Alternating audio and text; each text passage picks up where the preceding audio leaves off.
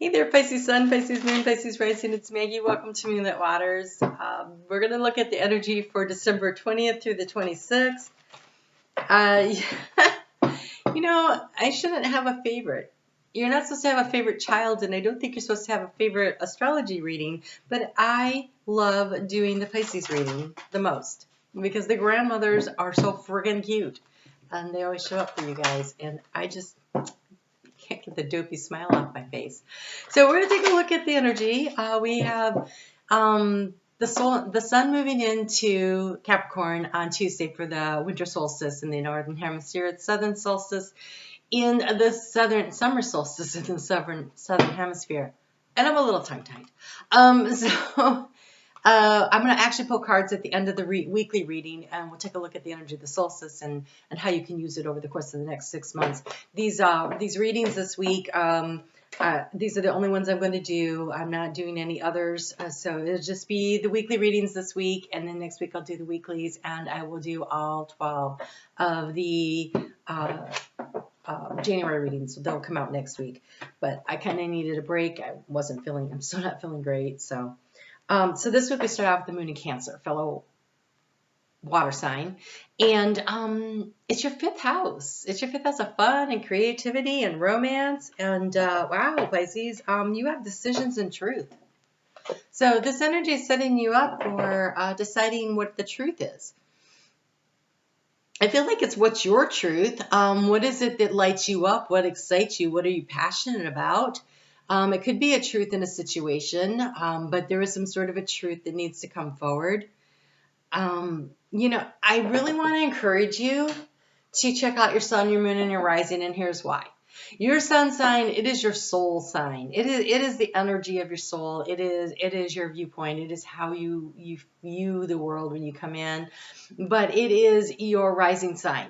That when I say it's your 5th house, that is your 5th house if it is your rising sign. The house that you interact the world with.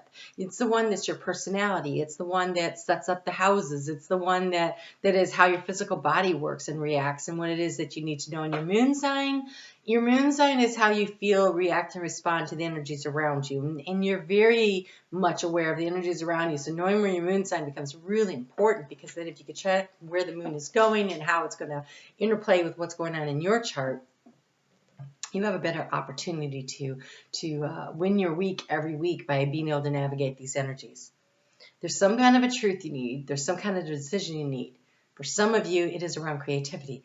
But for others of you, it really depends on where your rising sign is. So, chart calculator below to help you out with that. I also put down there a time zone calculator because we have discovered I can't do time zones. So, the sun is going to move into Capricorn at 10:59 Eastern Standard Time in the U.S. So be sure to check out where that is in your in your time zone. And the moon moves into Leo at 4:54 p.m. on Tuesday. Now, the moon in Leo is very fiery energy, and it is feeling the pressure and the stress that is going on in other fixed signs. Leo is a fixed sign, Scorpio, Aquarius, and Taurus. We've got Uranus in Taurus, we've got Saturn in Aquarius, and they are about to come into exact square on Friday morning. They have been doing this dance all year long. You've felt this pressure. It's been background noise. There's no way to avoid knowing that this is happening. But this week, it feels like, again, the pressure is building and building and building like a balloon as you're just filling it up. And then it's going to pop. And it's going to do that on Friday morning. And so it's going to release some of that pressure. But here, in the last moments before the pressure explodes, we've got the moon in Leo. And the moon in Leo is, that is for you in your 6th house of health and your day-to-day activities and how you're getting around and stuff. It's your routines. And so there is an opportunity that you might be a little fired up, a little explosive yourself. So on Wednesday, when we have that moon in exact opposition to Saturn, and they're both in square with Uranus. So that's that T-square energy. They're button heads, and the outlet point is where they square off.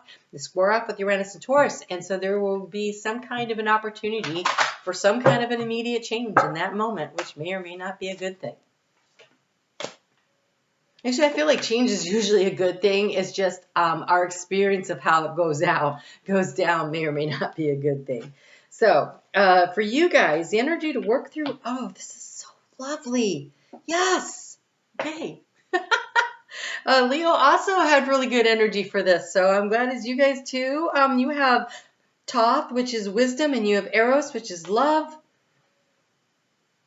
Using your wisdom to navigate through these energies by remembering that you are love, you're made of love, and everyone around you is made of love, and they all need to be reminded of that. I feel like just pouring buckets full of love on all the situations will help to quench some of this fire. There is wisdom and knowledge to be gained through this interaction this week. This is, and it might be the wisdom of, oh, I've seen this situation before, because it is the third time this has happened this year. And it is. And although we don't get another one, this energy continues into 2022 because in October they come in 1 degree of each other. So it's about the same freaking thing. And it's all this tension. And so using love and allowing yourself to connect with the wisdom of your inner knowledge, knowing, connect with the grandmothers, connect with your guardian angels in the angelic realm, and ask for the wisdom and the guidance that you need. This wisdom is also very useful for this whole truth and decision-making process that you have going on here. And the question is love, or the answer, I should say, is love. So when we're choosing things and we choose from our heart space, we always get the right answer. Always. Bar none. If you think about it, think really hard for a moment. When you've had to make major life choices, was it the choices and the choices that you regret? Let's look at the ones you've regretted. So you've made some choices, some of them you regret. Were they made with your head or with your heart? Because I could tell you in my lifetime, the ones I really regret were made with my heart or with my head. The ones I make with my heart, they don't necessarily go always according to what I would have liked to have happened, but I don't regret it because I know I made the choice based on what felt right, and I trust that. Trust that for yourself. So using the power of your own knowingness that comes from the heart space and being willing to share love out into the world, that is how you're going to manage the situation. Cool. All right, so at 2:17 a.m. on Friday, the balloon burst. We have that exact square come in, and an hour later, the moon moves into Virgo, which is very nice because the moon in Virgo is going to be in that nice energy of flow with Uranus and Taurus, so it kind of helps soothe the situation a little bit. And some of the tension is eased. It's not opposing and squaring everything, and so it eases the tension. We have that moon is also going to be in trine energy with the sun, Sun, Mercury, Venus, and Pluto all up there in Capricorn as it progresses through the next 2.5 days. And so it's kind of just this nice energy of relaxation as you allow the energy to ease, which is great. Right? Because this is the 24th and the 25th. And so if you celebrate Christmas, Merry Christmas to you. If you are one of the lucky ones that are in Canada that celebrate, or in the UK that celebrate Boxing Day, well, good for you. You get that extra day. Enjoy that.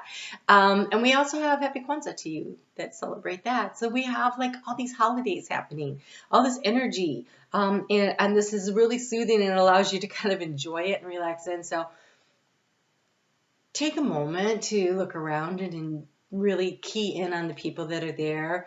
Almost like detach from the situation and view it from a distance so you can really soak in all the love that's going on in the room. And in the areas where maybe there's a little tension, love the fact that they're there, and throw some love in that direction and keep, your distance.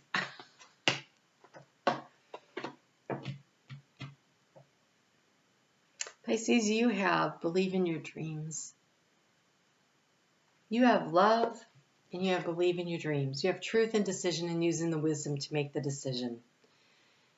Believe in your dreams. It's the apple. Apples harvest in, late summer, early fall. Believe in your dreams.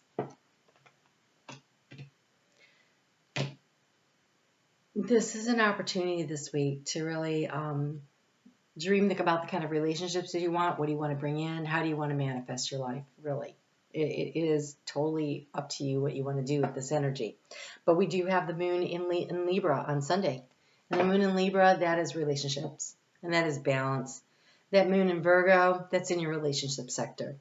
So there's all this energy around the sweetness and the ability to really bring in the love and to harvest what it is that you want in this relationship sector for yourself. And so this is some really nice energy. I think you're going to have one of the better weeks coming up of anybody. All right, so I want to take a look at that solstice energy for you and see what it is that you can do, or what kind of advice they have, or how to best utilize this energy over the next 6 months to manifest into your life what it is that you truly desire, whatever this dream is. This is really nice. So let's see what we get here.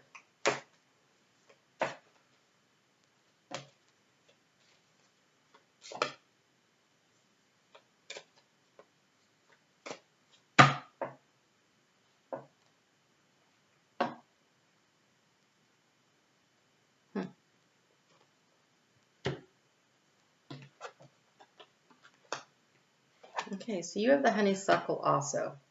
So the honeysuckle is a reminder that the sweetness is inside, to take time to go in and to really connect in with the divine energy inside.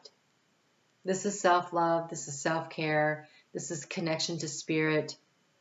This is allowing the divine to bring to you what it is you need to attract, sort of like the bees are attracted to the honeysuckle. Allow by filling yourself up with so much self-love that you become an attractive force to attract to you what it is that you want. I'm going to take a look at these other two that we have here that came out in a little more depth. We have the ash and we have a spindle. So one looks like a fall and one looks like a summer thing. This one was actually on the bottom of the deck, but it really caught my attention, and it's the number 22, which it's 2022, so I mean, I couldn't pass that. So it says thunder beings, light beings, and thunderbirds. Guides, light, Thor, the three fates, the spinning wheel, and the goddesses. Fulfillment, delight, light, insight. Wow, completion of a task. This card offers you sudden insight and clarity. That is the truth and decision and the wisdom. Very nice. I think that a lot of clarity comes in around January 8th. This has to do with the Venus retrograde period, and she's in Cassini position on January 8th. And so I think that a lot of clarity comes to a lot of people on or about that day. So this tree is about enlightenment. You are asked to remember that you are a being of light and to see the light in every person you meet and in every situation you enter. This tree brings illumination and insight. When you receive the spindle in the reading, you are promised fulfillment. But the key is that you must do the work.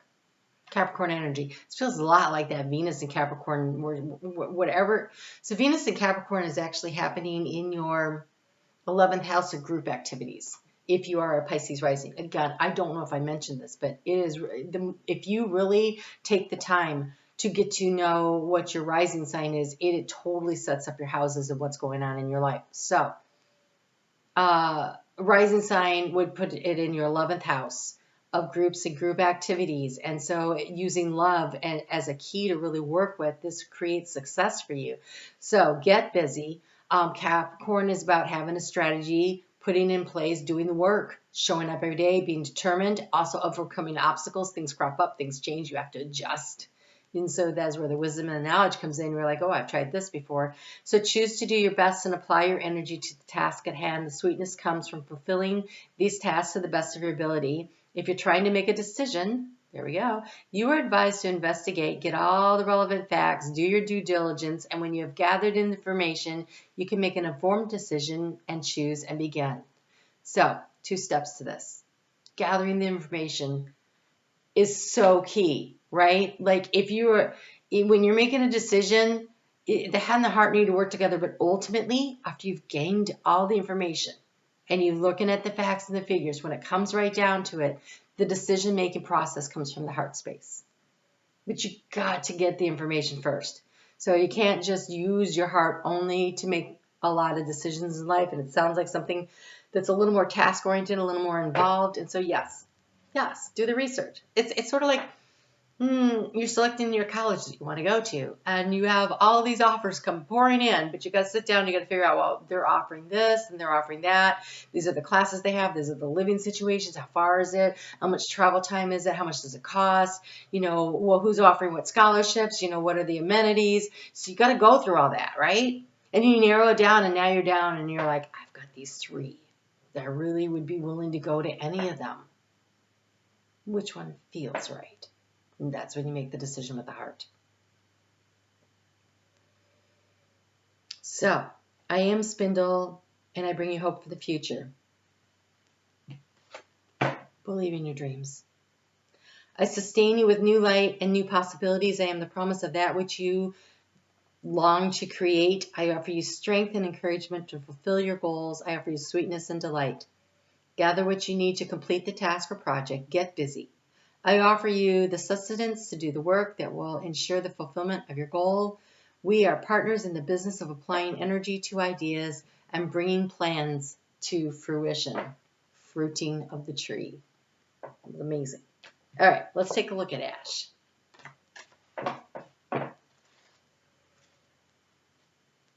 They used to make baseball bats out of ash. I keep hearing that thunk of the ball hitting. Swinging one out of the park.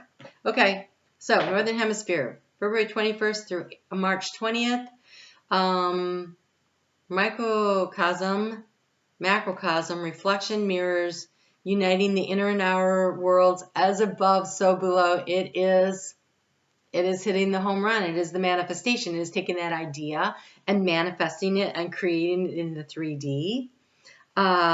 This is the energy of connecting with your center, connecting with your heart space, gathering what you need, putting it together. This is amazing. What a great reading. I have come to tell you that it is safe to dive into your interior worlds. Here we receive guidance and healing and assurance. If you find that you're not moving forward, try to practice patience. Keep your intentions clear. Sometimes you are asked to wait for the perfect alignment or the right amount.